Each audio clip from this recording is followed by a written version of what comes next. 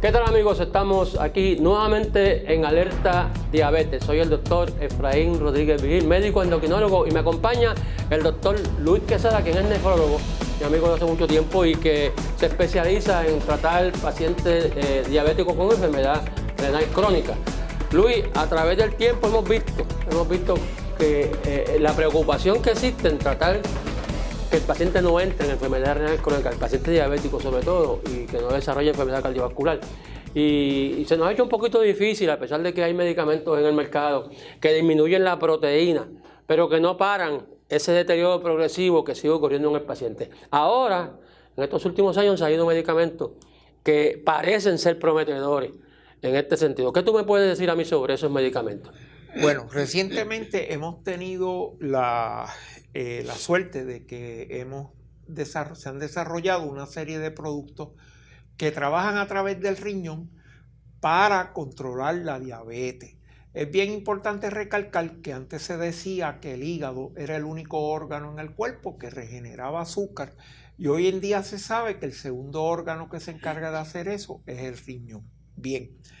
Cuando yo estudiaba se decía que tener azúcar en la orina era malo, que eso era una muy mala señal. Hoy en día los tratamientos están basándose en tener azúcar en la orina. ¿Y por qué es esto?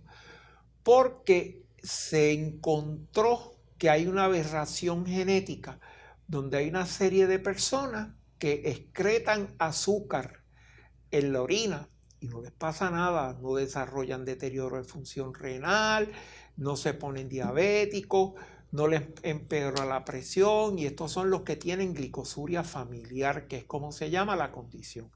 Basado en eso, empezaron a buscar qué es lo que estaba pasando en esos pacientes.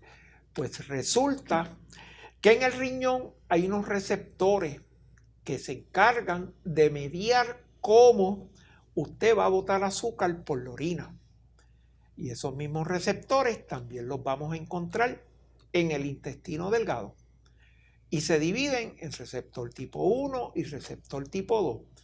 El tipo 2 es el mayor que tenemos en el riñón y el tipo 1 es el mayor que se tiene en la orina. Inicialmente se concentraron en los tipo 1, pero ¿qué pasaba? Estaban pensando en un medicamento que trabaja evitando la absorción de azúcar, que es el acarbose, pero a estos pacientes que se les bloqueaban los receptores tipo 1, lo que pues teníamos distensión abdominal, desarrollo de diarrea, y esto no funcionó. Se decide entonces evaluar los receptores tipo 2. Los receptores tipo 2 están en el tubito que se encarga de bajar la orina y establecer el control metabólico dentro del riñón en lo que se bota y lo que se retiene. ¿Okay? Se lo estoy tratando de explicar en una forma laica para no causarles confusión. Pues, ¿qué sucede? Al bloquear los receptores tipo 2, usted tiene una excreción de azúcar que ronda entre los 260, entre los 180, y cuando usted sobrepasa los 180, todo ese azúcar se excreta del cuerpo. Y eso es lo que pasa con el diabético, que ve azúcar en la orina, que está excretando una gran cantidad. Pues, ¿qué pasa? Al bloquear estos receptores de 180, usted baja a 100. Por lo tanto, va a tener mayor excreción de azúcar en la orina, lo cual va a tener como consecuencia que usted va a tener un mejor control de ese azúcar. ¿Qué sucede? No tan solo va a excretar azúcar, va a excretar sal. Usted va a reabsorber menos sal, y eso a su misma vez nos va a ayudar a lo que yo les había dicho anteriormente, que es lo más importante que usted tiene para evitar el desarrollo de la enfermedad renal: un control de la presión arterial, no del azúcar. Pues entonces usted tiene en la orina aumento de la excreción de azúcar y de sodio. Esto a su misma vez va a tender a deshidratarlo usted. Por eso, cuando usted usa estos productos, se les recomienda que tienen que hidratarse bien. A su vez, esto nos va a ayudar a controlar la presión, nos va a ayudar a que los efectos cardiovasculares a consecuencia de la diabetes y no diabetes mejoren y eviten las hospitalizaciones por desarrollo de fallo cardíaco congestivo. Y de esta manera, pues usted va a controlar su azúcar, su glicosilada, en combinación con el control de los otros factores, lípidos, dejar de fumar, cambios en los estilos de vida, ¿ok?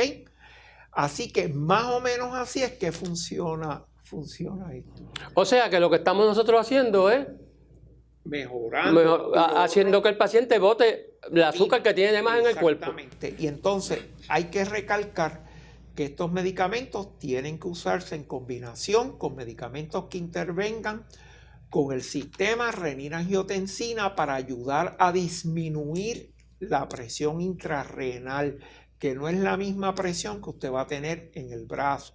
Por eso usted a lo mejor va a un médico, usted la presión está normal, no toma medicamento, pero es diabético y le quiere poner este medicamento, pues entonces le añade en dosis baja un medicamento que intervenga con el sistema renina-angiotensina para compensar y llegar a la meta que nosotros queremos. Es que en los pacientes diabéticos existe una sobreexpresión de la angiotensina a nivel del riñón por una comunicación errónea que ocurre entre la renina y la angiotensina, se produce vasoconstricción.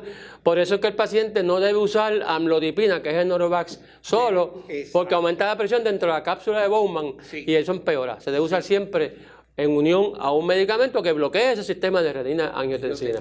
Correcto. Pero el problema con estos medicamentos, digo yo problema porque es lo que se ve y lo que se ocurre en un 10%, son las infecciones. Sí. Si usted cuando evalúa este paciente, es bien importante hacerle una orientación sobre lo que es asepsia.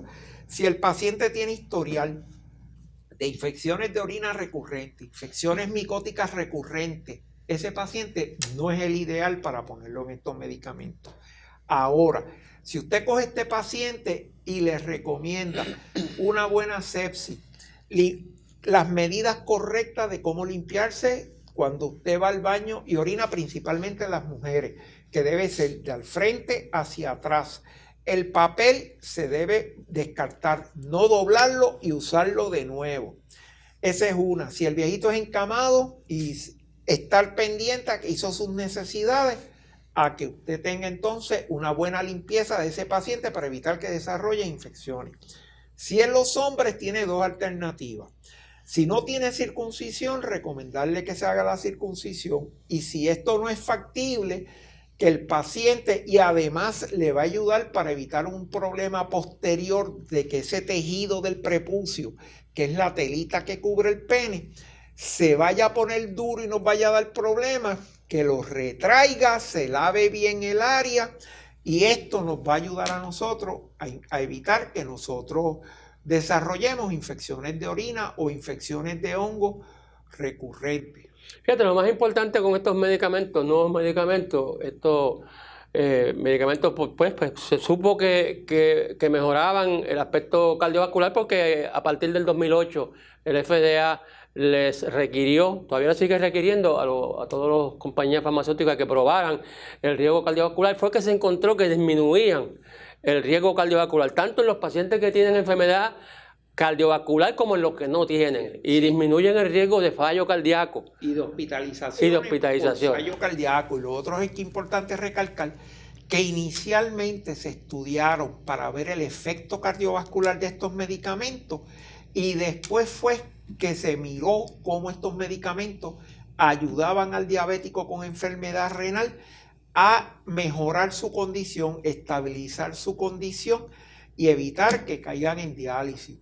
Lo otro que hay que mirar, que recientemente también hay otros medicamentos que son los antagonistas de los GLP-1, que se ha encontrado que en combinación con estos medicamentos mejoran mucho más la probabilidad de que ese riñón tenga progresión a esa enfermedad renal terminal. Sí, lo otro que quería mencionar era que estos medicamentos se ha probado que disminuyen en los pacientes que excretan más de 300 microgramos de proteína en una muestra aleatoria. O sea, en ese grupo de pacientes se emplean y mejora la función del riñón, que eso Eso lo habíamos visto con los inhibidores de la angiotensina, pero ahora lo estamos viendo con estos medicamentos que yo imagino que en unión a los inhibidores de la angiotensina van a mejorar más, porque lo que yo he observado en mis 48 años de práctica es que una vez que el paciente empieza con proteína en la orina, va a progresar poco a poco, y que son pocos los medicamentos que pueden parar eso.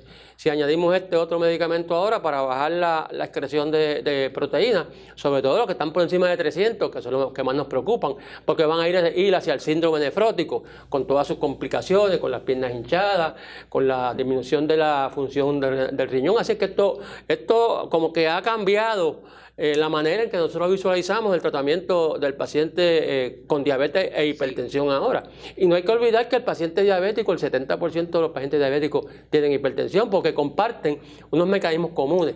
Bien importante recalcar que muchas veces el paciente diabético, antes de presentar hallazgos de diabetes, se presenta con hipertensión.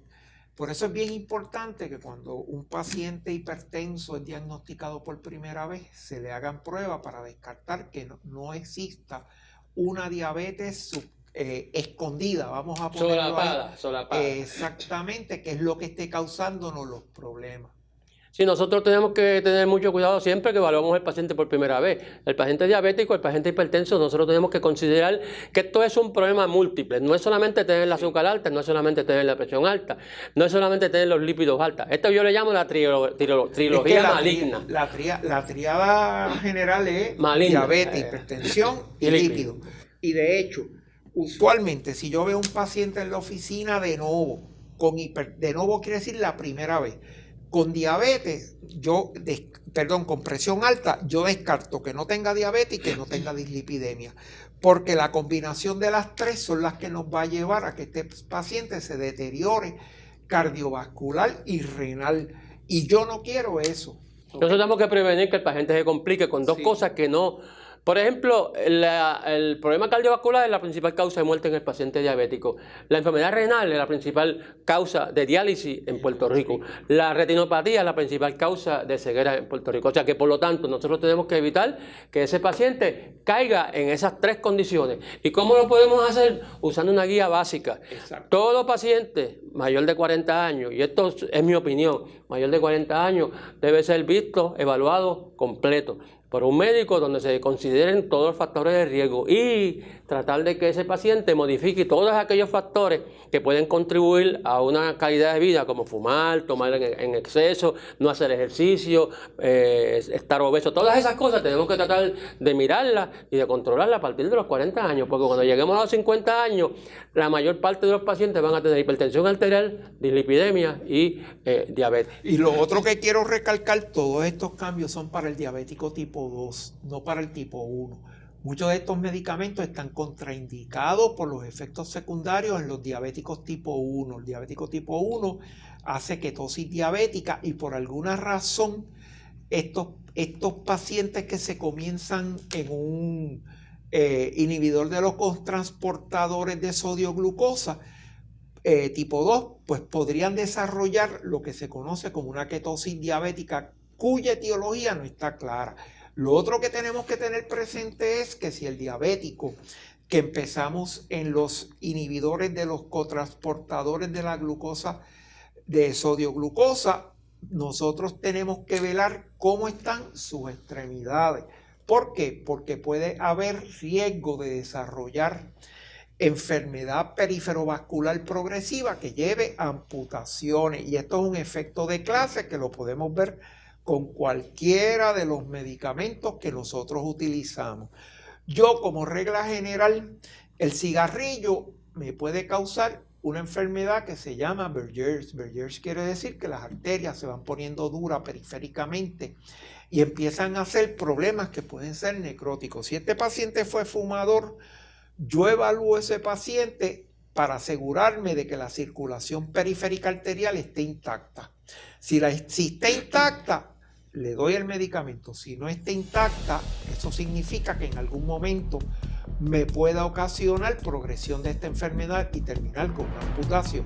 Y esta es la misma causa que lleva a lo que se ha mencionado, que es isquemia de Fournier, que es una isquemia pélvica que puede ser fatal en estos pacientes. Amigos, este tema está muy interesante. Desgraciadamente el tiempo nos ha traicionado nuevamente y tenemos que llegar al final del mismo. Les recuerdo que pueden ver este programa a través de nuestra página de internet, a través de nuestro canal en YouTube, alertadiabetespr.org. Y le damos las gracias por permitirnos entrar a sus hogares a través de este medio.